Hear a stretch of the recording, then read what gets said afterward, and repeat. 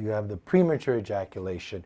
Now, I've heard that they're often combined. Is that true or false? Like a lot of times when you have ED, higher chance of having premature ejaculation. Is that true or false?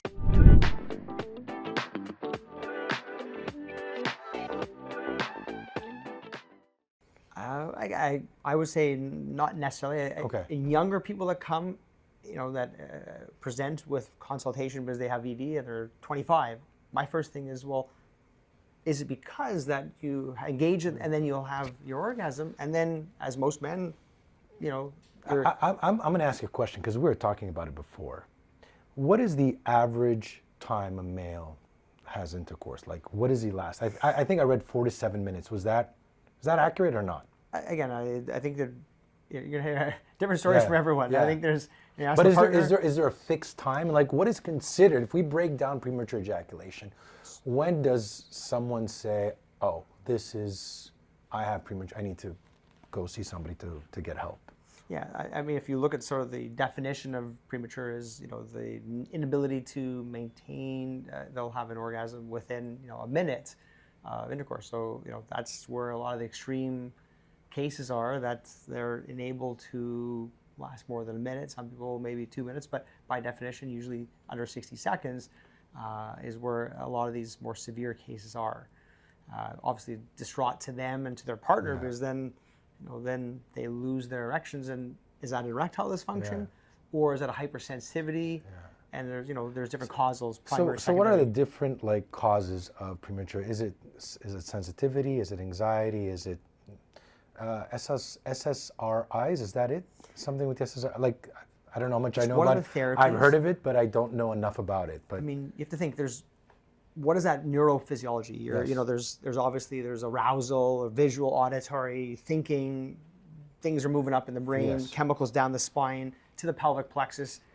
You get the erection, and then with it, then there's a stimulation, and some men will climax quite quickly. Okay.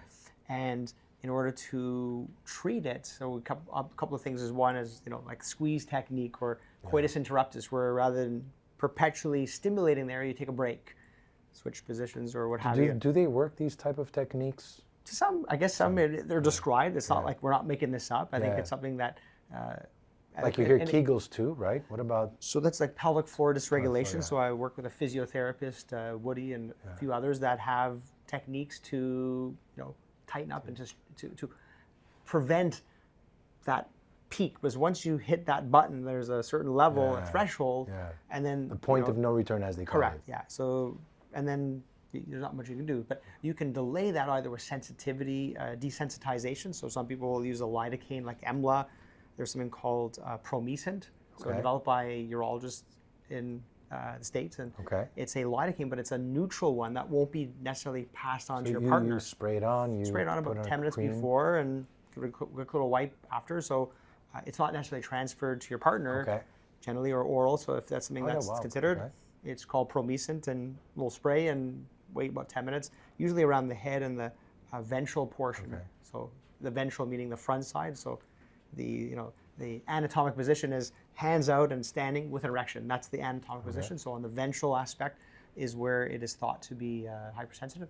And we have like the premature ejaculation shot or the long shot. So you have a shot for this?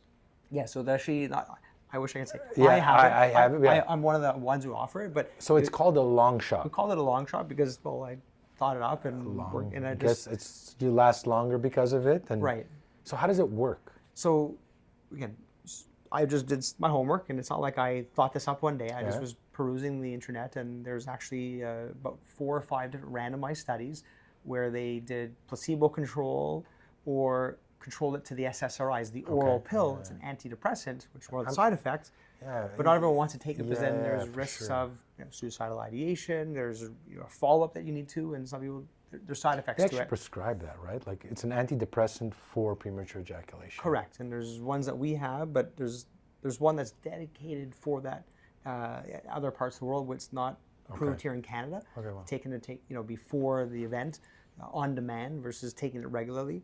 But wouldn't that affect your erection at the same time? It could have potential, but again, it's a hormone. It's a systemic thing. Whereas if you could just topically sprayed, or you have something that's local, kind of makes more sense. So the long shot, what do you do with the long shot? So on the ventral aspect we were talking about, that's where kind of the hypersensitivity is, just below the glands. Yeah. We'll inject a hyaluronic acid, a dissolvable, absorbable eventually, hyaluronic acid, a filler that is simply going to buffer the nerves, so that it'll help use to treat patients with girth enhancement as well. But it's just simply inserted in that area under the skin, so that during stimulation there's less stimulation of those nerves. It's kind of like because that's what's basically going to trigger for you to ejaculate quicker. Correct. It's really okay.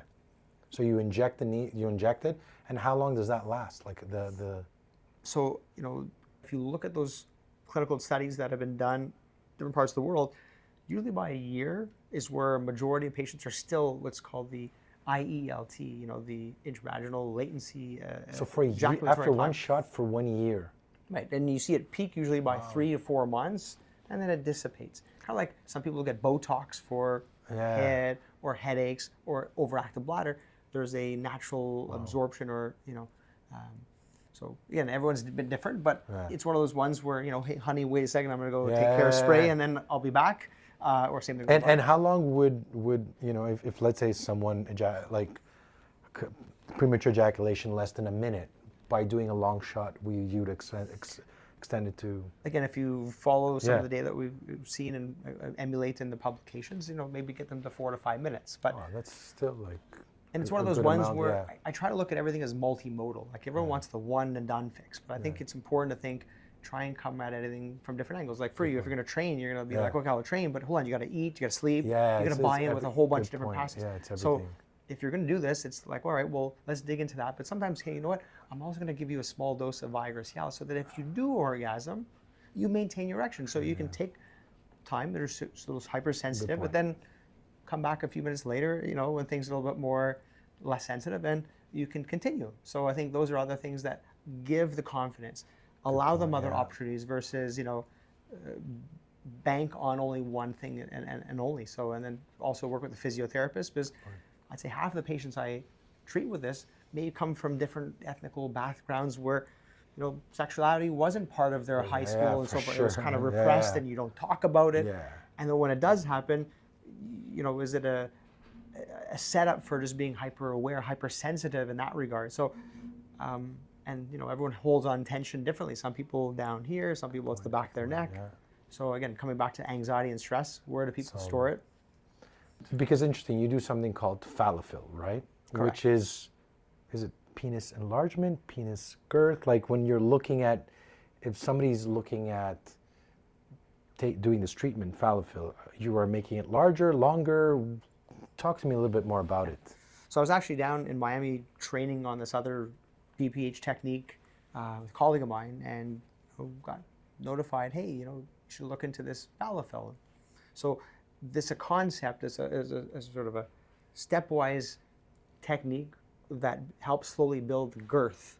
So just not length, girth only. So at flaccid state, it may look longer because, well, there's water and sugar that's under the skin that gives this enhancement of the circumference. So what do you mean by water and sugar? So hyaluronic acid is a natural polysaccharide that is in our skin and other body parts, and it holds on to water.